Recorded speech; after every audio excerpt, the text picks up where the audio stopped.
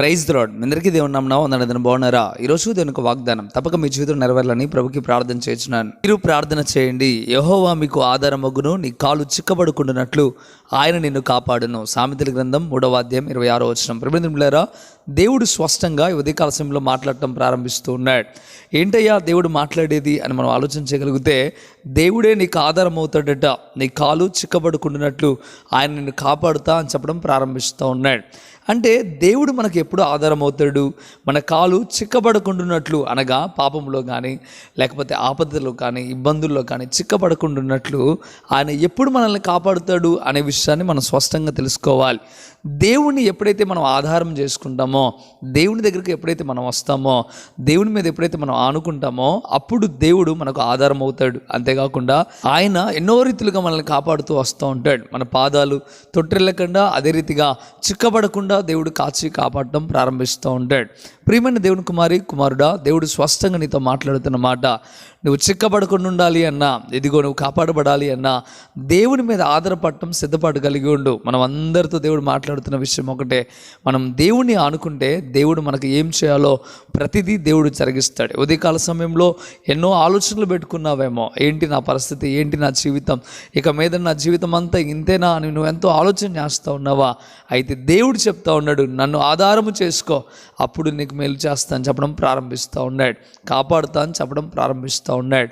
ఒకసారి దావీదు జీవితాన్ని మనం ఆలోచన చేయగలిగితే స్పష్టంగా మనకు అర్థమవుతుంది. యెహోవా నా కాపరి, నాకు లేమి కలగదని దావీదు ఎంతగానో చెప్పడం ప్రారంభిస్తూ ఉన్నాడు.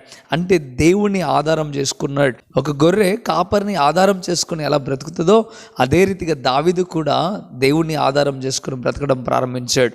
అందుకే దావీదు జీవితంలో దేవుడు ఎన్నో అద్భుతమైన కార్యములు చేసి ఆయనే ఆధారముగా ఉండి, ఆయన ఎన్నో ఆపదల్లో ఉండి, చిక్కుల్లో ఉండి దేవుడు విడిపించి, ఆయన పాదమును తొట్టిల్లకుండా కాపాడి దేవుడు మహారాజు స్థానంలో కూర్చోబెట్టి ఉన్నాడు. అంతేగాక దేవుడు తనకు ఏ స్థాయిని వాళ్ళో ఆ స్థాయి వరకు కూడా దేవుడు దావీదును చేర్చాడు. ప్రియమైన దేవులారా, ఈ వాగ్దానం నీ పట్ల నెరవేరాలంటే దావీదు ఏ రీతిగా అయితే దేవుని ఆధారం చేసుకున్నాడో అదే రీతిగా ఆధారము చేసుకో. మంచిది, మీ కొరకు ప్రార్థన చేస్తాను. ప్రార్థనలోకి భవించండి. పరిశుద్ధుడా, వందనాలు ప్రభువా. నేరుగా స్పష్టంగా మీరు చెప్పడం ప్రారంభిస్తూ ఉన్నారు. నిజమేనైనా మీరు మాట్లాడిన ప్రతి మాటను బట్టి వందనాలు అయ్యా. నేను ఆధారం చేసుకుంటే ప్రభువా, నువ్వు మాకు ఆధారం అవుతావు. అంతేకాకుండా చిక్కుల్లో ఉండి విడిపిస్తానని, పాదములు తొట్టిల్లకుండా కాపాడుతానని మీరు చెప్పడం ప్రారంభిస్తూ ఉన్నారు. ఈ వాగ్దానం తప్పక వింటున్న ప్రతి ఒక్క బిడ్డ జీవితంలో, విశ్వాసము కలిగి ఉన్న ప్రతి బిడ్డ జీవితంలో నెరవేర్చబడును గాక. ప్రభా, మీరు మేలు చేయండి.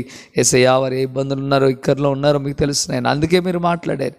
వారందరినీ దీవించమని ప్రభా, నా ప్రార్థన కూడా నైనా అయ్యా మీ పాదముల చెంతకు చేర్చుకోమని యేసయ్య నామములో మిక్కిలి బతిమలాడి వేడుకుంటున్నాము తండ్రి. Amen, amen. ప్రియమైన దేవులారా, ఈ వాగ్దానం ద్వారా దేవుడు మీతో మాట్లాడినట్లయితే తప్పక వీడియోని లైక్ చేయండి. అదేవిధంగా ఎంతవరకు కృపా టీవీ ఇండియా యూట్యూబ్ ఛానల్ని సబ్స్క్రైబ్ చేసుకోకపోతే ఇకనైనా మీరు సబ్స్క్రైబ్ చేయండి. ఈ వాగ్దానాన్ని అనేకులకు షేర్ చేయడం ద్వారా మీరు సువార్త ప్రకటించిన వారు అవుతారు, అనేకులను బలపరిచిన వారు అవుతారు. ప్రభువు మిమ్మలను, మీ కుటుంబాలను దీవించి ఆశీర్వదించును గాక. ఆమెన్. God bless you.